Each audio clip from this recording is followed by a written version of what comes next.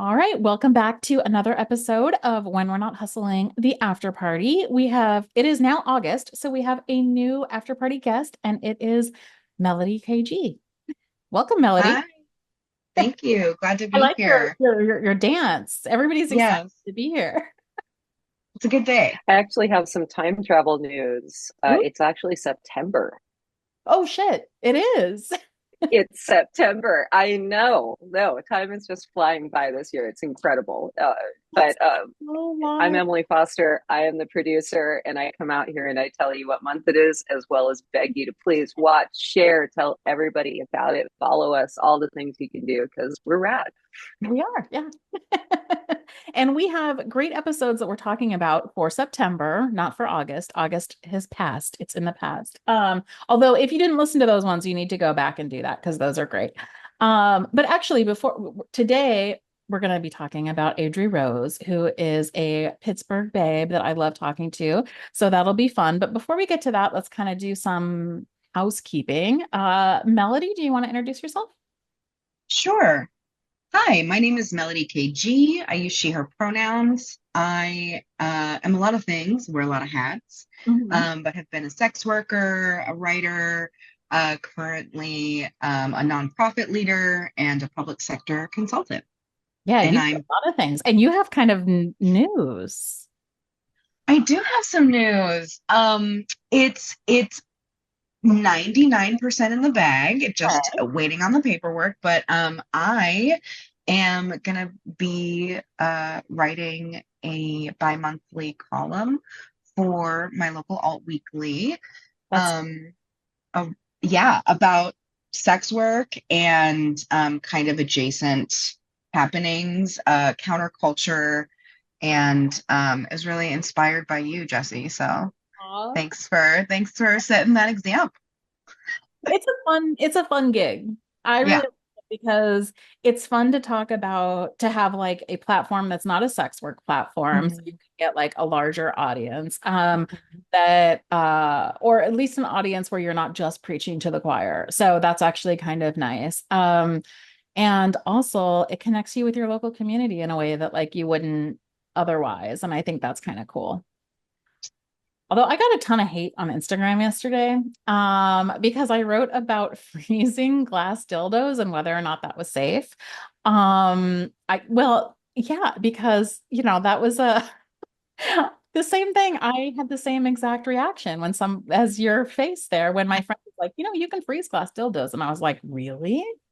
Because that would be a sensation that I have not yet experienced that I might love. And so then I started doing like a deep dive into like I didn't actually try it because I have terrible ADHD and I can't remember if I'm not horny to like do something like charge my vibrators or or like freeze the glass dildos, but I like had this idea that like that would be cool, but then I don't do it. And then but then I started like looking into it, and then I called a gynecologist and asked her if it's a good idea. And anyways, you could read the article, but the people, It'll Christmas be in the story show comes to notes. mind. yeah, I'll put it in the show notes. But the people on Instagram were so mad, and I realized why they're like, "This isn't news, blah blah blah. Why is she talking about this? This paper is going, it's trash." Calm Well, down. information, but then Like, people why don't you write something? yeah, Damn. talk about the election. Go ahead. I'm I don't sorry. Did you have want some to breaking these news glass for me? dildos. Stop it. And I think Like, that I'm sorry. When I hear a frozen glass dildo, I think of a Christmas story. I worry that things would get stuck, and yeah, I don't want anything getting stuck. I am one of those like, but what if? Like, yeah, but that's immediately what came to my mind. apparently it doesn't do that. There was a lot of Okay, good. about this. So, but I think they were mad because it was like a woman talking about like women's pleasure that didn't include men at all. I think that's what they're mad about. They're That like, sounds right. Yeah, that's yeah, very fair. yeah, because often if I talk about just sex that includes men, it's fine. It's when I talk about women that people get freaked Right. out. They're like, why are we talking about this? Who cares about this? And I'm like, who cares about this? We do. I Women. want to know. Yeah. I need to know. I already need to read this article because what I thought might happen won't. So maybe I would enjoy that. I don't know. I know, right? So my friend told me, and I was like, oh man, that's a thought I've never had. And now I can't unhave it. So, Do we Right. know if there is a statistically significant divide in the reported genders of folks who are like absorbing written news as content, like on a regular basis? Like Oh. who are Hmm. reading, who is it that's reading the paper, the online journals? Is it mostly one or the other? Or is it like oh, that's a good question. one or You the other or the Yeah. other or know, like others? Yeah. all weeklies are so Okay, well, fun. Statista says that twice the share of men than women reported reading newspapers each day. So according to the quickest Google search you've ever seen, twice as many men than Yeah, women so read the men are papers. pissed off. So there you go. Who cares? Well, a third of this audience, at least on At average, least, yeah. They were like, you're not talking about my and maybe more if we start, promoting women's pleasure. Right. Right. but I'm excited for you because it's fun because you get to do it's not frivolous at all actually, but you get to do things that are a little bit less like I love the mix of being able to talk about sex work politics, but then get away from that too and just every once in a while be like, oh, but can you freeze a glass dildo? Because that might be fun. Right. Right. Yeah, Or what's happening in your it city. gets hot. Here's what are the coolest places to go and where Right. Right. And then those activities become business write-offs. It's genius. it's yeah, it is. And when it's in your own city, people read even those people on Instagram who say they hate me, They read them. they read and then they're like, They oh, had to hate something, so they read it, right? right. But then they read it and then they're like, oh, there's somebody in my city who does this kind of work. Hmm. It's all a good plan. It's a good plan. It's all feeding the pipeline. Yeah. Yeah. Something about marketing people call it something about a funnel. I don't know. I don't know anything about this Yeah. funnel, but I've heard people talk about it. Yes. It's one of your funnels. Yes. I don't Just know. see a funnel, right? I don't know what It's something that gathers a bunch of people and brings them into your space. That's all. yeah. Oh, okay. That's why they use that as a All right. That makes sense. I I'm marketing adjacent. I like to demystify marketing terms. Yeah, yeah. I had somebody like a marketing person try to explain this to me one time, and I was like, "What is she talking about?" You can get it. Yeah. Yes. Just talking about the different ways that you make money by showing things to a bunch of people, which will trickle down to the few that actually want to give you money. Oh, you should have It's given kind of there's a big, this. yeah, I love giving these speeches. Yeah, I do. Remember it was a thing. I was like, I'm not exactly sure what it is. It's a funnel that brings me money. So, Yeah. um, yeah, okay. So one of the things that I wanted to say, this is the last announcement, and then I'll have Emily give her regular announcements, and then we will talk about Adrie Rose.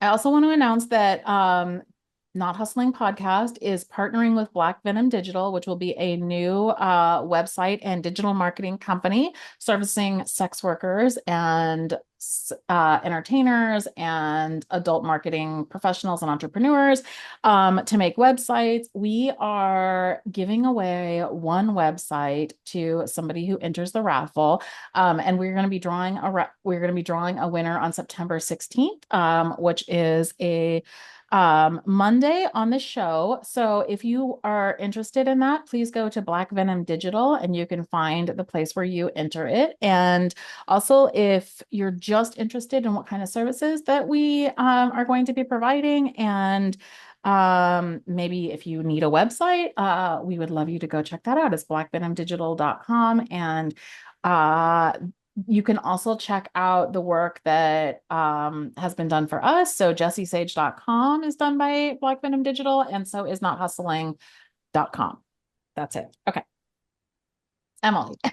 And I will say, on a personal note, I have worked with Black Venom Digital, and just one of the most incredible human beings. So easy to work with and seamless work. I Anytime that we have an issue, it's immediately resolved. And he manages to make me feel smart, even when I'm calling with what I feel is probably a very silly question. So, Yeah, highly, no, highly recommend.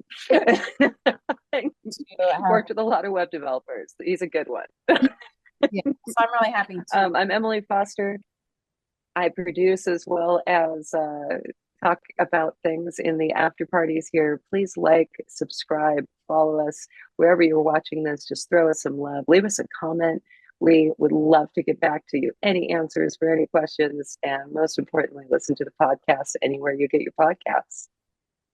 Perfect. Great. So today is the first episode in September. We talked to Adrie Rose, who's a Pittsburgh-based sex worker and also a writer. This whole thing is full of writers right now. She Yeah, writes for Autostraddle. She writes for Trist. She's done freelancing for a lot of other places. She is starting a book for Working Girls Press, which sounds like it's going to be great. It's called I Hate My Job. Um, and she talked about a lot about that on the episode. And I thought we would just get started talking about her episode. Do you guys read romance novels? I do not. well, so I am an incredibly voracious reader. And when I was younger, I read everything to find out what I like to read. Um, I only delved as far as Danielle Steele, read a bunch of her stuff back in the day. That was what was laying around when I was a teen.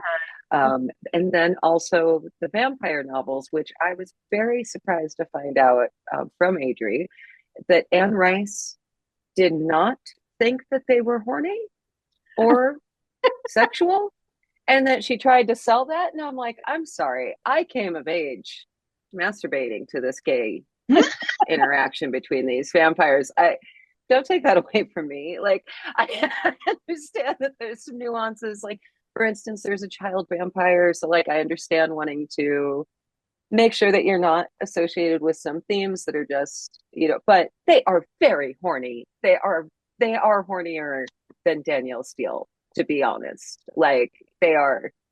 So yes, that I've read those. It's been quite some time, but I appreciate the tropes. They're cute. Yeah. Oh my, what will I do? My Oh, there's a big throbbing naked man there. Just pretty cute. my first reaction to your question, Jessie, was no, I've never read a romance novel in my life. And then you said, Emily, something about the vampire novels, and then now I'm recalling, oh right, those are also romance novels. So I guess technically yes.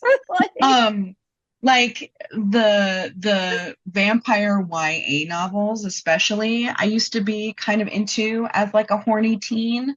Not necessarily Anne Rice, because I found her pretty verbose at the time, but like Yes. I remember as like a disgruntled teenager, like sneaking into Borders Books and Music or like a Barnes and Noble, going to the romance section because that's where the porn was, and just like kind of perusing, looking at pictures. Occasionally, like my friend and I would like shoplift a little magazine or like little book, you know what I mean? But like there wasn't, aside from like the YA vampire novels, I never really got into romance. But fanfic, I also remember as a horny, disgruntled teen being sort of intrigued by it, and then also like sort of annoyed at times when like the characters wouldn't, like, that's not how he would behave in this, you know what I mean? Because it just like it's different voices, Right. and so it's clearly not like in the universe. But I think yeah, too old for the fanfic thing because I didn't grow like I'm 46. Same. Yeah. It wasn't around in the same way when I was like coming of age. You know what I was thinking? Because I was like, I also don't read romance novels, but you know what I read like crazy is Judy Blume books, which were all, and like those when I was young, Hmm. it's like there's a lot of sex in here, and that's what I read it for. It was like the sex. I saw a very funny meme the other day as a 46-year-old person that said something like, "Man, how come Judy Blume stopped? I need the Judy Blume perimenopause books." It's like I need that. Yeah. That is so cute. Oh my God. But That is Are you still there? God, it's miserable. Love, Margaret. God, I'm very hot. I can't sleep like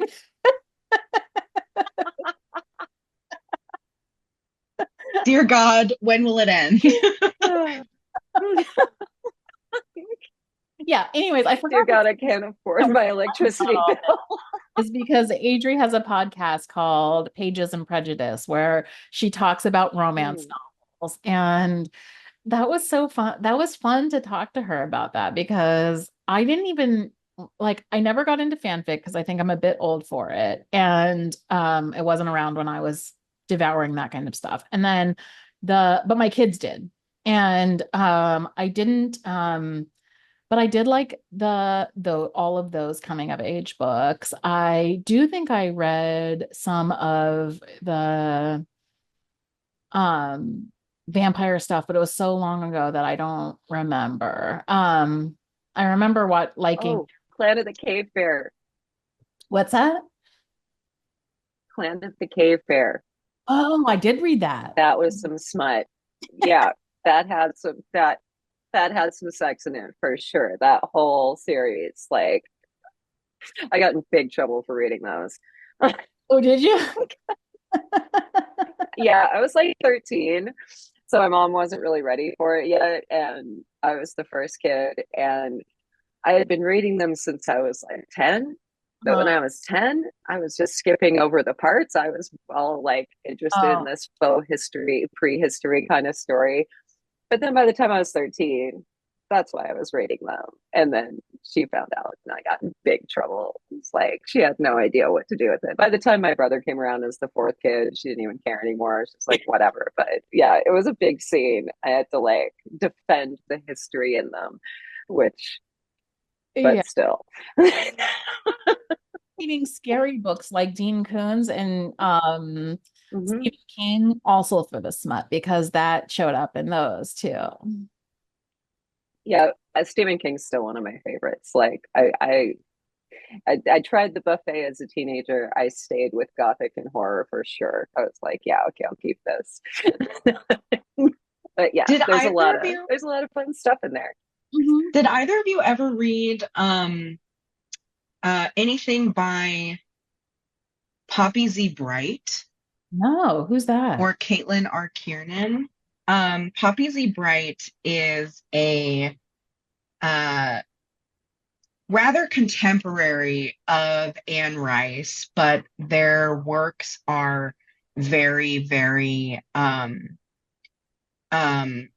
like gory and horror and like there's one of my favorite vampire novels was written by them. The name of it is escaping me. Mhm. Um, but it essentially follows this like clan of vampires in, you know, 19 late 80s, early 90s New Orleans. And it's very Okay. like um I remember it being very like very explicit, very gory, like, you know, very intimate and also like really, really terrifying for the average person. Right. And same with Caitlin R. Kiernan's works. She's very like very cerebral and really horror driven, but also has some like Oh, I'm gonna of check that these out. vampire Okay. core. Yeah. Really interesting books. And very far from like the kind of like YA sphere just because of its explicitity. Yeah. Um, Right. but but I'm recalling really being into the vampire thing in a myriad of ways. There was also Blood and Chocolate, which was more of a YA novel, which Hmm. I think got turned into a movie, which was really good. Um, so I remember like, you know, enjoying like certain niches that also came from like my interest in and love for Buffy, I think. Like was part of that growing up on Buffy the Vampire Slayer. I feel like this Um, is making a comeback with the Zoomers. oh yeah? Yeah. Yeah, I'm watching it. I missed it the first time around. I didn't watch television until my late 30s, early 40s. I just was raised by hippies and it just never came up. Like I wasn't unaware. I'd see some movies. I'd watch it at friends' house babysitting, but like I didn't watch shows.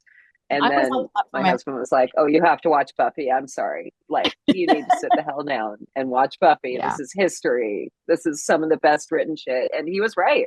It held up. We watched that like 5 years ago and it held up completely. I was a brand new watcher and I was like, this Yeah. show is sick. Like, oh my God. Look how they're tackling that. Oh my God. Like, it's Yeah. like, it was great. Yeah. Huh. I'm a huge Buffy fan, but very late to the game. Maybe I'll go watch it. I've never seen it. It's surprisingly great. No, I mean, I was like, come on, a 1980s sitcom. Like, come on. I don't care what it's about. I can't handle it. He's like, there's no laugh track, and it's Josh Whedon, and you need to check this out.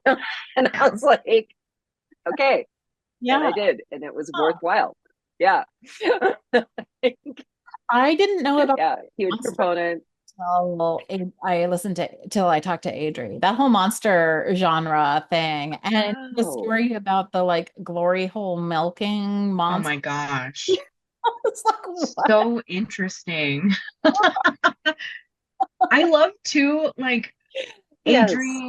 Adri highlighted a lot of like really cool, like very specific examples of some of these topics, which um and I'm not sure what y'all's analysis is on this, but from growing up where I grew up and like being in the circles that I've been in, like the romance novel and the like heavy fan fiction, like as a geekdom, Yeah. uh I have seen largely be dominated by like white women. Mm, And so mhm. being like seeing Adri talk about all these things and have such like a good um command of the space and of the topic as a black person is like really amazing to see. Um and just as, someone who like identifies as both being black and white, I really like love to see when folks like Adri are able to, show that this thing is actually accessible to all kinds of people, Yeah. right? Yeah. Yes. I didn't even associate it with white women because so I think that's interesting to hear you say that because like I don't even know where to find it. Like I don't know enough about it to have like it's like not part of my culture, like in terms Yeah. of, like, my demographics or whatever. So that's so interesting actually to hear you say that. Although I do know that like a lot of everything that I know about comes from like my kids, but they were very much into the like manga fanfic. Sure. Mm. Yeah. Sure. And like shipping all the characters and doing that. So, and Yeah. like mixing the videos and like doing all this sort of remix stuff, like of not like of the shows, but then also like rewriting the characters and doing it in different relationships to each other. And I just kind of saw that, but obviously, like, I didn't really read much of it because I felt like that was my kid stuff. And I wasn't the type of mom to like go and read those felt like things for each other, it didn't feel like it was about me. So, Yeah. yeah, so that's interesting. It took someone, it took a friend of mine who was my age writing fanfic actually about Anne Rice for Okay. me to go and specifically read his work because he was like, I wrote this. Uh-huh. that I'm an adult. Like, there was this, but I understand completely what you mean. There are spaces as an older person who watched, the internet Mhm. explode in my lifetime when it became a usable tool. And like, there are some spaces that were never for me, and that's okay. But now enough people use them that I can come into specific ones. Like I can come into specific doors in these spaces where it's like, we've now made enough things that we made some for the olds too. You guys can come in over here. But yeah, I very much understand that. Like, I didn't want to read my daughter's stuff, like that's hers. Right. Like, This is like yeah, their, I was a little too old for Tumblr, I was too. I like could it never do just, anything. Yeah. yeah, I observed it. I had one. I output my poetry there, but it was never Yeah. for me. It was Yeah. like, I could be When on the periphery of it. sex work Yeah, community like mourn the loss of Tumblr, I'm like, I can see like on a political and ideological level like what happened, but like that didn't happen to me because I never knew how to use Tumblr. right, So right. I feel that way very much now if like Twitter slash X like disappeared. I would be like, what the fuck am I supposed to do now? Because that's where I built my career. Yeah. Right. Which I'm sure is going to happen at some point. I will have to work through. Sure. But It's uh, only a matter of time. yeah, I know. But yeah, I thought that that was really interesting. And like hearing, I thought it was interesting to hear her also talk about how like reading a lot of the, especially like the monster stuff, like informed her about like her own sexuality too. And that's also Mhm. interesting to me. And I hear that from a lot of people that the way that they interact with fanfic or has been informative in their own like identities too. Yeah, totally. And I think, the most obvious, like mainstream uh analogy to that is that like vampire Mhm. romance, because there's this aspect of a vampire that is a monster, right? And in many lores, like is a soulless being that, you know what I mean? And same with like Blood and Chocolate, with the werewolf being part man but like also fully beast at the right time. So I can totally see how, and you see this with like, the if you think about the quintessential like Japanese hentai, the animated Mhm. pornography where there's like tentacles, right? Like there's always an octopus tentacle like creeping up someone's skirt, Yeah. right? And like that's a huge thing. Like it's totally I don't want to say universal, but like it's a very, very prominent thing that like folks identify with, like kind of the monster as like a sexual edification or manifestation of their own like internal carnal drives to be satisfied and satiated. Right. Yeah. Right. It's my TED And talk. permission to be bestial, right? Right. Yeah. Like if it's an animal involved, then you can't be the most animalistic person in this partnering. So you get to retain your humanity no matter how crazy it gets, because, like clearly I'm the most human here, but I can be, whereas with other Yeah. people, it gets, it's like, oh, it's things that are, yeah, I mean, throughout vampire history, all the way back to Dracula, and same with werewolf history, like, back in those stories, like the, the carnality of it was just a given because this was other than human. But yeah, I agree. I think there's something really interesting in that, in what people allow themselves to fantasize with humans and non-humans, Yeah. and where that where that intersects. I recently went Yeah. to a local BDSM event in my hometown, and there was a raffle. And the Mm. raffle, I ended up winning one of the prizes, which was a bag of dildos. Mm. Ooh. Um, like really like nice, high quality dildos, but they were all like of varying sizes, right? Like this, which you can't really see, but like big, big, bigger, biggest. But they were all like non-human Were dicks, they like the monster. and one? Oh, interesting. I don't know if it was that brand. I think it's a different Huh. brand, but it's like that exact thing. And so one of them is like a cow, Right. almost like it's huge. And I'm just like, I don't want to use this right now, but I know I want to keep this because it's cool and I can use this in my BDSM practice probably.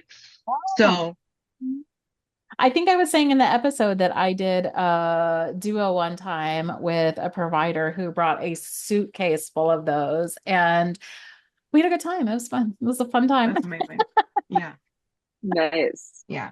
Yeah. Um, I really liked Adrie's point too about the book that they're writing and about how sex work is not necessarily a always positive experience for them, and how they identify Mm. as sex work ambivalent or sex work negative. I think that's such an important like viewpoint for sex workers and folks in the adult industry to be able to express, Right. because we have to defend our jobs so much all the time that they're like, there's Right. no room for any like, I had a bad day on the job. Oh, well, maybe you should stop being a hooker. And yeah. it's like, okay. So I really appreciated Sure. AJ's like point of view on that.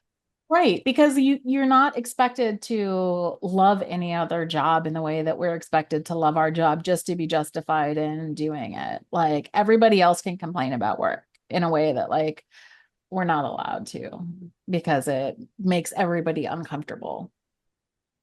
Yeah. Yeah. No, I think that there needs to be space for that. And I like the idea Yeah. of neutrality too. Like what if you just feel like it's a job? Yeah, absolutely. Yeah. Because when Linda says, I had a shitty day, no one says, well, maybe you shouldn't be a fucking accountant, Linda. Everyone says, oh, I'm so sorry you had a bad day. Right. And like, can you imagine if an accountant can have a bad day? What a person who has to deal with everyone's emotional fucking trauma might have. Like, it's okay to just be like, oh, I'm so sorry I had a shitty day. You want a Yeah. taco? Right, right. Yeah. Mhm. Yeah. 100%. And it hems in and like kind of truncates our experiences to not be able to like talk about them with any nuance at all. And I feel like I mean, obviously there's like the outward facing stuff that sex workers say to non-sex workers about their job that has to carry this like justification, but then there's like what we say to each other when nobody else is listening. And I think that there is something important about kind of like bridging that gap because I think it feels to me like there's been decades of empowerment discourse and things like that, and that there does need to be space for the work that she's doing, Yeah. because that seems Yeah. very to just say like, oh, I'm not saying I don't want to be a sex worker, or I'm just like, I actually, there was, I think maybe Jack the Stripper had this, but there was like a comic for a while that was like, um, said something like, they always say like, no little girl grows up and wants to be like a hooker or a stripper or whatever, and our dreams of being a sex worker. I was like, a sex worker saying like, I don't dream about labor. And I think there's like something so important about like pushing back against that, like, but is this what you wanted to be when you grew up? And like, why is it that we should have to want to be something? It's like a critique of Right. them as well, and not just a critique of this particular job. Totally. Capitalism Absolutely. and also social control. Yeah. Mm-hmm. Yeah. Yeah. And why can't we just, even like, no matter what the labor might be, Mm-hmm. why can't people who just do labor and are done with it be celebrated too. Like, Yeah. I agree, we all have to, like, no matter how utopian the society, I imagine everyone still does labor, both for themselves and some for the greater good. No, just not for billionaire pockets, but Yeah. for each other and those who can't. But like, you know, it's okay to just do the job and come home and be done. Like, Right. that's all right. We don't need to Yeah. glorify doing our labor as the only subject and the only cool thing, the thing that we have to defend and be okay. It's like, yeah, I happen to right now have a job that is absolutely something I'm passionate. I love it. I'm so excited. I still cheer when I'm done editing, like, and then I'm done. And I go watch Yeah. somebody else's content. I'm like, yay. Like, Right. that's okay. That's a healthy part of this relationship with work. Like, Right. yeah, I'm really frustrated with this constant, like, you must have a job. It must be amazing. It must be the whole focus of your existence. You must find a way for it to contain passion in some way. It must be the only thing you talk about. You must never be averse to it. It's like, Yeah. fuck you. I'm averse to everything, including getting out of my bed and peeing. Talk about something I have to do. Like, shut up. Yes. Right. Right. Sorry, I'm ranting, but yeah, like, it can just be a job and it's okay to not like it. It's actually very healthy to Yeah. not like it sometimes. Otherwise, I feel like you're not really being truthful to yourself or others about the whole aspect of it. Mhm. Yeah, I'm excited to see where this book goes. I think it's going to be really important and good. And I'm really glad that Working Girls Press is putting it out. Yeah, Working Girls Press is putting. Yes. I feel like you need sex work editors to be able to understand the nuance of these arguments. For sure. Yeah, Yeah. So this is the right. Yeah. absolutely. I love what they're doing. Oh, and that's actually another thing that I want to say is that in October, October 16th, Wednesday night, we're having the Holy Hour. We changed the date actually. We're having the Holy Hour launch party in Pittsburgh. So Pittsburgh folks should put that on their calendar. It's going to be so much fun. It'll be really good. Okay, so that's probably and Adrie, now that I'm saying this out loud, Adrie is going to be on the panel. So Yay. yeah, so that's very appropriate that I'm talking. Yeah. Yeah, I'm very excited. So this is probably a good place to end, but I think you all should go and listen to Pages and Prejudice because Adrie said in the interview that she doesn't think she could hold down a show by herself. She could very much hold down a show by herself. I don't believe her. Hard agree. Very interesting person. So you should go listen to her podcast and look out for her book, which will probably be another year or so, but look out for that and listen to the episode if you haven't yet. I'm Jessie. You can find me on Twitter at sapiotextual. I'll let you guys sign off yourselves. The Melody first, and then Emily will do the show thing. I'm Melodie KG, and you can find me at Melodie KG on Instagram or at _the_world_on_fire on Twitter. I love that handle. It's great. Ooh, I love that so much. I'm Emily Foster. I produce When We're Not Hustling, and I do this weekly to talk about the episodes. Please like us, subscribe to us, leave us a comment, share us on socials, and don't forget to listen to the podcast anywhere you can. And I forgot to mention this earlier, but we've got a Patreon, and it is patreon.com/sapiotextual, just like Jessie's handle. Go on over there, and for as little as $5 a month, you can get all of these episodes 1 week early. Talk about being cool. That's all I got.